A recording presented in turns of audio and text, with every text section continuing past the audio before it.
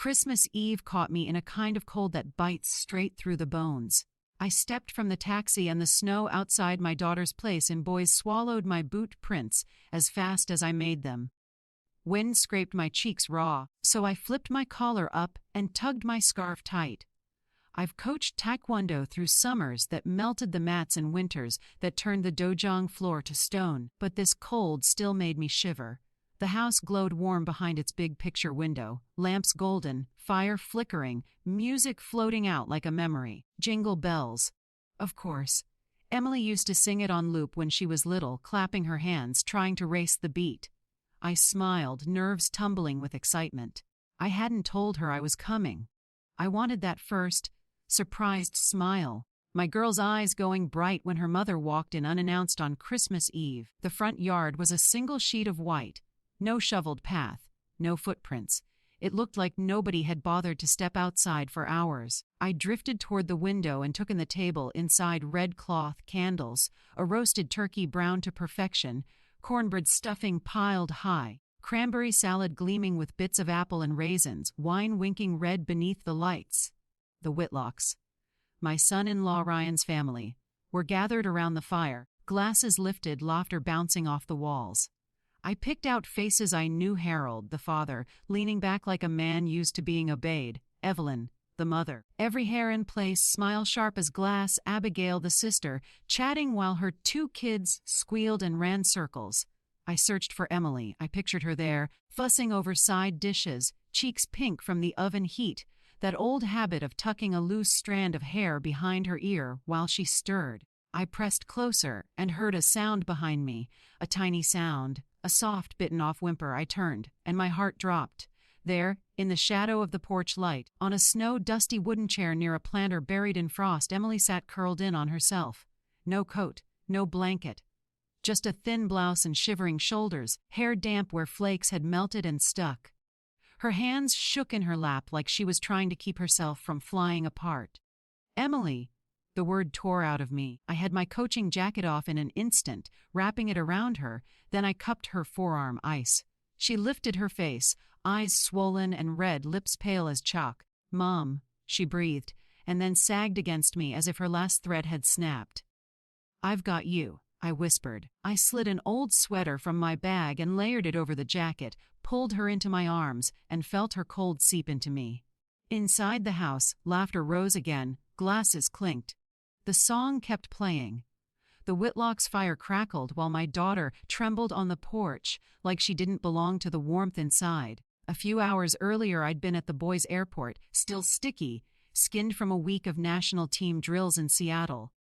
I'd called Emily twice, then again, no answer. I told myself she was busy, that Christmas dinner had her hands full. I texted, "Mom's on the way? You home?" No reply. I smothered the worry and pictured her smiling when she opened the door. On the way from the airport, the cab slowed at a jammed intersection where officers waved traffic through.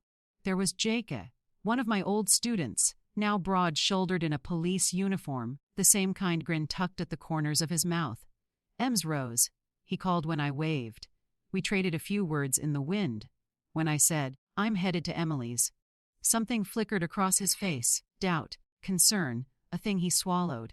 The light changed, and we rolled on. That nagging worry I'd shoved down tugged up again. I asked the driver to let me out half a block away. I wanted the surprise. I pulled my suitcase along the curb, left it by the steps, and lifted my hand to knock. That's when it hit me.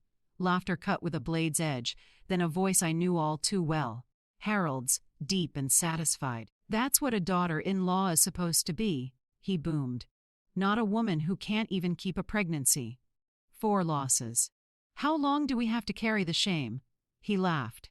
Others joined him. Ryan's voice followed, lazy and cruel. "She hides in that room and calls it depression. If it weren't for my parents, she'd have been gone already." Abigail chimed in, bright and poisonous. "What's she good for? Sick when it's time to help. Sick when it's time to host. Sick when it's time to be a wife."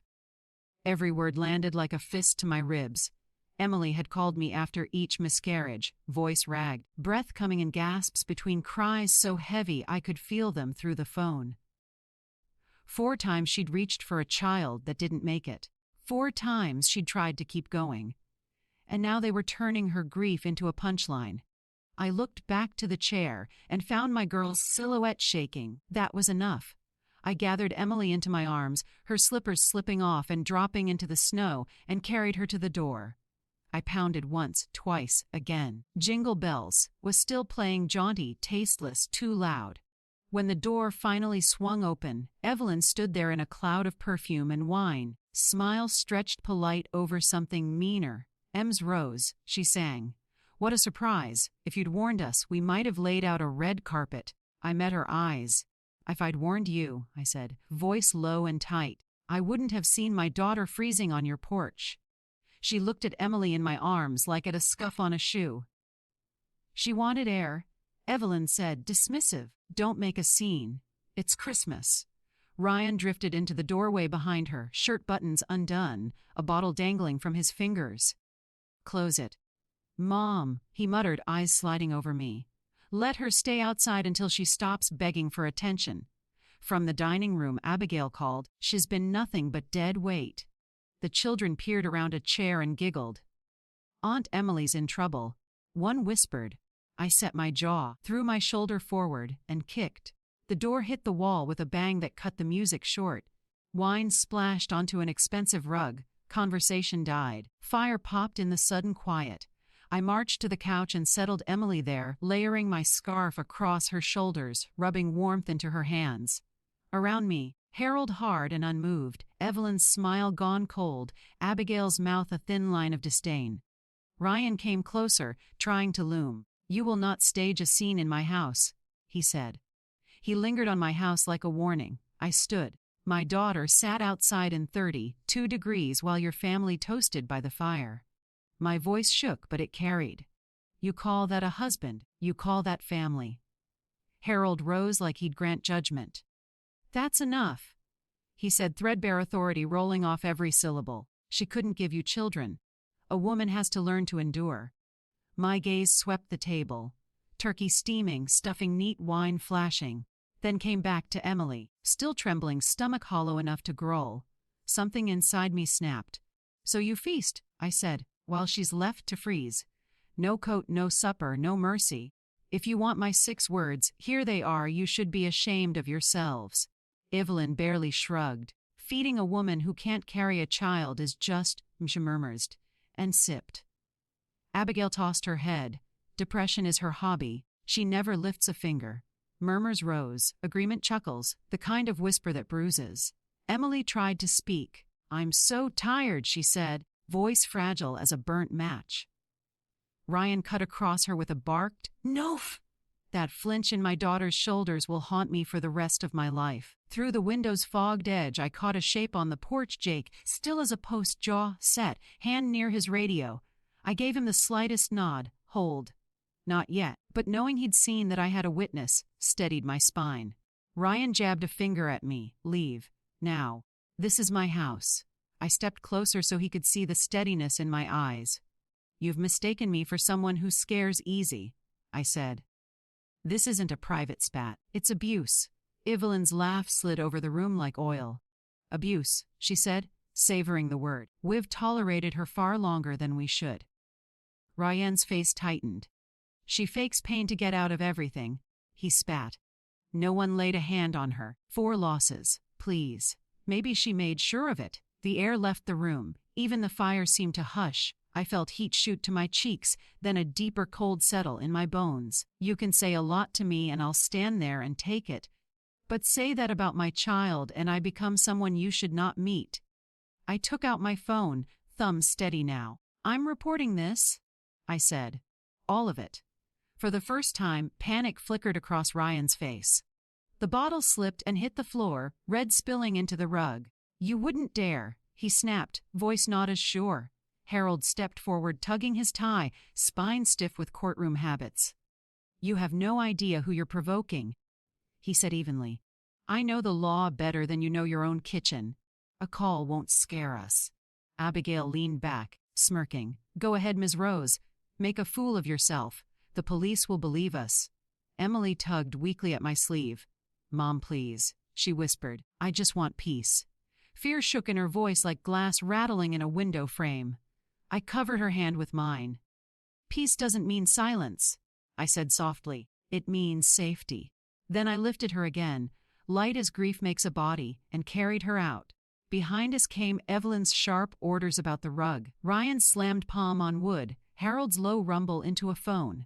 I didn't look back. I brought Emily to my small place near the National Training Center. 4 walls, a couch that size when you sit, a kitchen that's honest about its age, photos of tournaments, and a few of Emily taped above the table.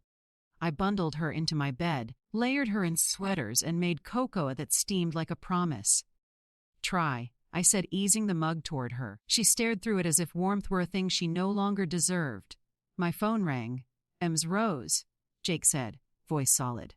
I filed an initial report. "The Whitlocks have reached, but I'll stand up in uniform and say what I saw. Help me prepare," I told him. "This won't be quick." "I'm here," he said. "Always, coach." Morning brought a therapist's office with soft lamps and a woman named Dr. Carter who looked at my daughter the way a person looks at something precious that's been cracked. "Severe depression," she said gently, "4 miscarriages and persistent emotional harm. She needs rest, safety, time." The words landed like both a diagnosis and an indictment. That afternoon, Jake showed up out of uniform with a bag of fruit and 2 old cookbooks. He set them on the table like offerings. "In case you want to borrow the kitchen again," he told Emily. "Sup, maybe. Pie later." She twisted the hem of her blouse. "I don't think I can do anything," she murmured. The sentence stabbed, but Jake only nodded. No pressure, no pity. Left the books and turned to me. "Say the word if you need anything." A night fell, and with it an envelope slid under my door. No knock, no footsteps, just a soft scrape across the floor. I opened it and found a scrawl stop. "The Whitlocks always win. Walk away or end up like her." My hands shook, not with fear, but with the effort not to rip the apartment apart. I crushed the note and threw it away. Then I pulled out Box's bank receipts from the years I helped Emily patch holes Ryan had made, messages where I'd written small notes of love in the memo lines, her medical papers, dates, times, the quiet proof of a slow undoing. I began a list, names, calls, visits, threats. Emily padded out sometime after midnight, eyes rimmed red. "I'm scared for you," she whispered. I stood and gathered her into my arms. "I'm your mother," I said. "I will be afraid later. Right now, I protect." I tucked her back into bed and kept going, page by page, until the lamp hummed and my pen ran out. By dawn, I'd called an old attorney friend who'd once helped with a team dispute. "They have pull," he warned. "Courts. Colleagues, get ready for the long road." "I've lived my life on long roads," I said. "Tell me where to start." The weeks that followed felt like living under a dim lamp that never turned off. Every evening I spread papers across my small kitchen table.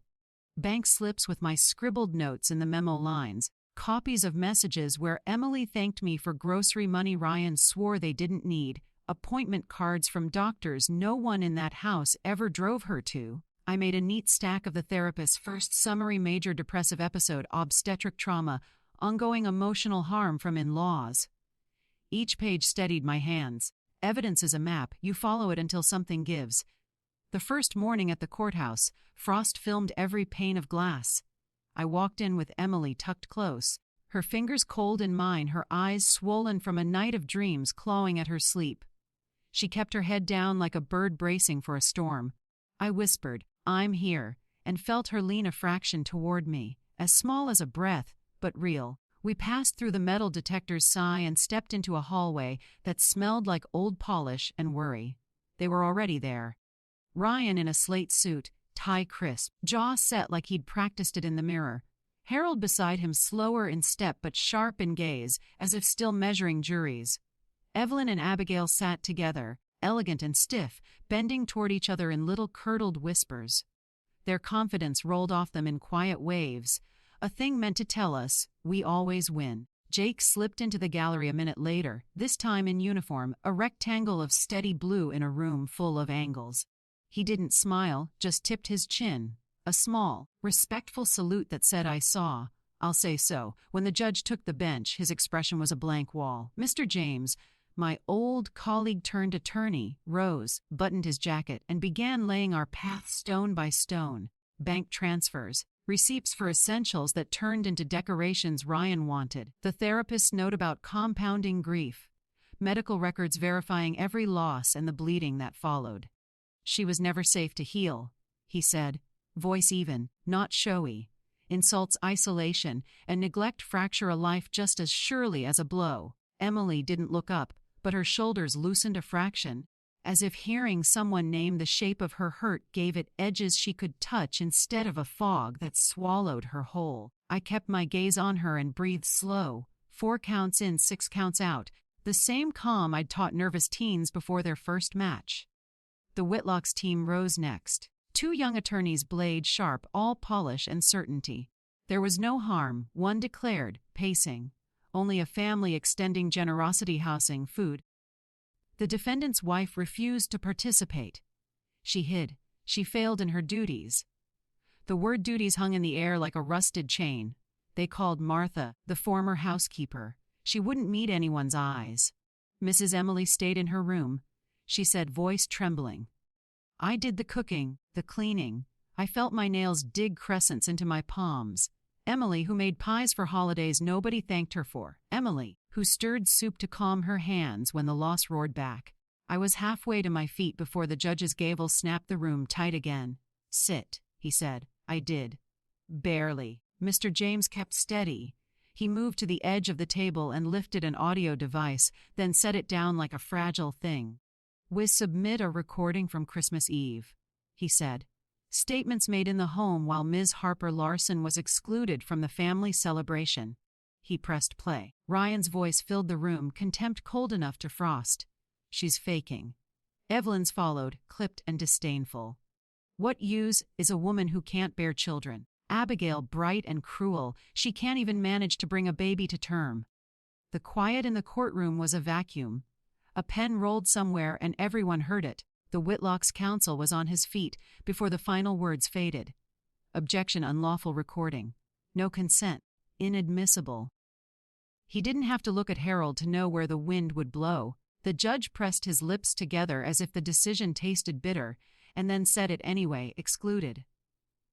The sound in my ears went thin, like I'd stood too fast. Emily's hands, white-knuckled around each other, began to shake again. In the back row, Jake stared down at his own clenched fist, as if willing it to open.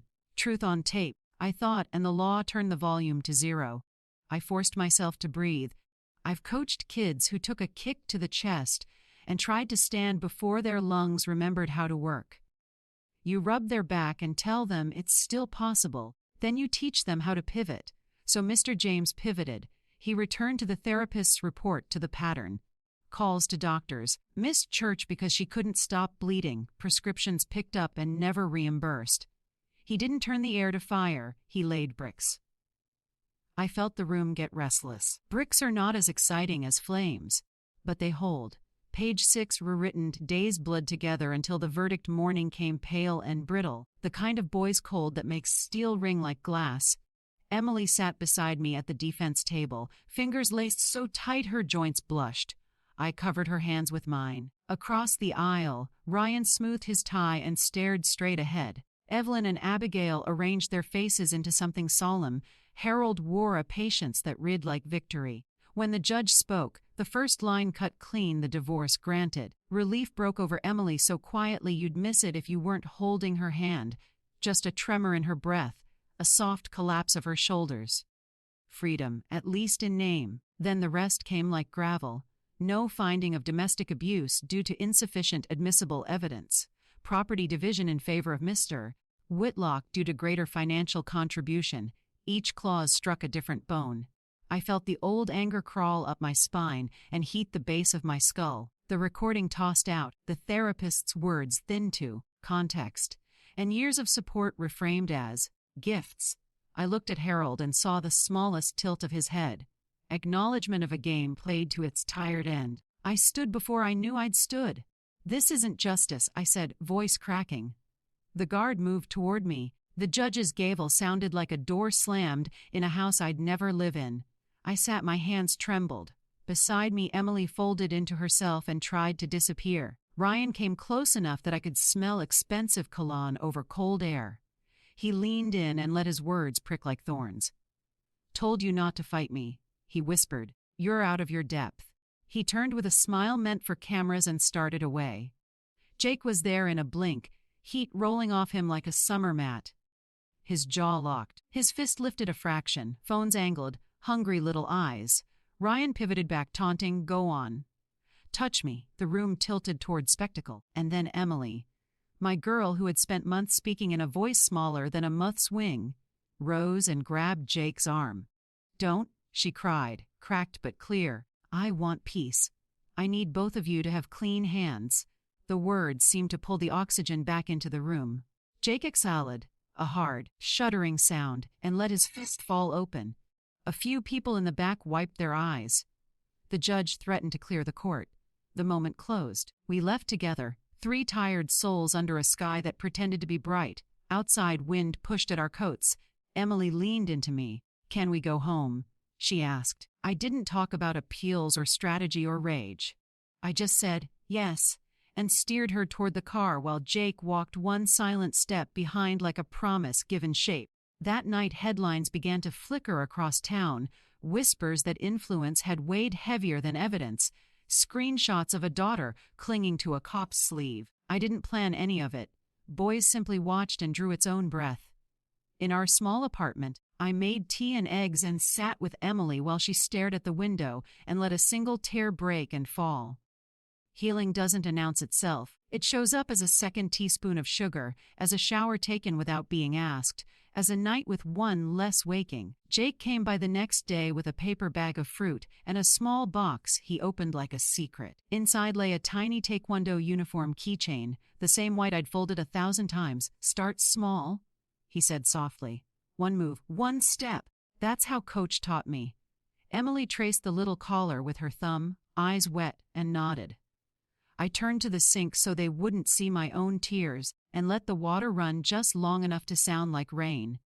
In the weeks after the verdict, boys began to whisper. First it was the local blogs, short blurbs under headlines like "Whitlock trial raises questions about influence in the courts." Then radio hosts took turns debating how much power an old judge should hold once he'd retired. By the third day, Emily's photograph, tear-streaked, clutching Jake's arm, circulated online. People who didn't know her name called her the woman in the courtroom. Messages flooded social feeds. "No one deserves that. Justice has a price tag. Stay strong, Emily." I hadn't chased publicity. Truth had simply found light. And though part of me hated the noise, another part exhaled. At last, people could see. At home, life narrowed to small rituals. I woke before dawn, brewed tea, and listened to the city-wake buses sighing, snowplows humming down side streets, someone's radio murmuring hymns. Emily shuffled from her room in slippers, hair tangled, eyes softer now. Some mornings she managed a fragile smile. I'd slide a plate of pancakes toward her. Maple or honey? I'd ask like it mattered, which, to healing hearts, it does. Jake dropped by most evenings. Sometimes he brought poinsettias, sometimes donuts. Sometimes just the steady presence of someone who refuses to give up on you. He never treated Emily like a victim, just a person. That alone started to mend something in her. Page Ains rewritten. One gray afternoon he arrived carrying a small box. "For you," he said, awkward in that way good men are when they care. Inside was a keychain shaped like a taekwondo uniform, miniature belt knotted neatly, cloth white as snow. "Coach used to say strength starts with one step," he told her. "This is your first." Emily held it in her palm, thumb brushing the fabric. "Eyes shining," she whispered, voice unsteady but alive. I turned to the window, pretending to tidy curtains, letting the tears come quietly. For years she'd been told she wasn't enough. Now someone was reminding her she already was. Spring crept into boys almost shyly. Icicles dripping, sidewalks thawing, the faint smell of pine sap waking. By Easter, sunlight spilled over our tiny balcony. I took Emily downtown to the square, same place I used to take her when she was small enough to ride my shoulders. Children darted between vendor stalls, faces sticky with pie filling. The air smelled of cinnamon and hope. She wore a pale sweater, hair tied loosely, cheeks touched with new color. "Mom," she said, watching kids chase balloons. I miss when you'd tell me stories about your matches. I smiled. I miss them too. Maybe I'll tell one tonight.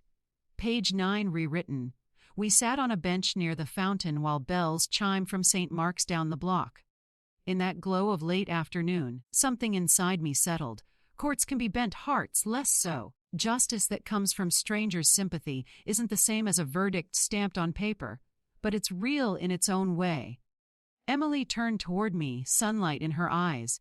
"Do you think I'll ever stop feeling broken?" she asked. I brushed her hair back. "You're not broken, sweetheart. You were hurt. And hurt things heal slower, that's all." She nodded, quiet, then laughed softly when Jake appeared carrying a paper bag that smelled like fried sugar. "Couldn't let you two sit here without dessert," he said, handing her a churro still warm. She took a bite, giggled when powdered sugar dotted her nose, and for the first time in months her laughter didn't sound borrowed. Watching them, I realized strength isn't the medal around your neck. It's the morning you rise to face the world again, even when it's been cruel. Emily might never forget the Whitlocks or what they stole, but she was learning the greater lesson: you can't erase pain, yet you can outgrow it. As the sun slipped behind the rooftops, I whispered a prayer of thanks. For Jake, for survival, for second chances. At 65, after a lifetime of tournaments and battles, I finally understood my fiercest victory wasn't won on a mat. It was sitting beside me, smiling through the remnants of winter. That evening, back in our apartment, the sky blushed purple over boys. I watched Emily slice apples for pie, slowly, carefully, like reclaiming a skill she'd once buried under fear. "Smells just like when I was little," I said. She smiled, faint but proud. "You always said apple pie fixes everything." "Not everything," I replied, "but it's a start." While the oven hummed, Jake sat at the kitchen table, helping me sort through another stack of papers. The old case files, articles, and comments piling up online. "They're under pressure now," he said quietly. "People are asking how a judge's family got a ruling like that." I nodded, not out of vengeance, but because truth matters. The Whitlocks' prestige had begun to rot from the inside. Their law firm dropped clients, Harold's former colleagues distanced themselves. For once, power was answering to conscience. But my fight wasn't about revenge anymore. It was about giving Emily her footing, about teaching her what Taekwondo had taught me decades ago, that balance matters more than strength, that grace after pain is its own victory. Page 11 rewritten. The week stretched soft and ordinary, the best kind.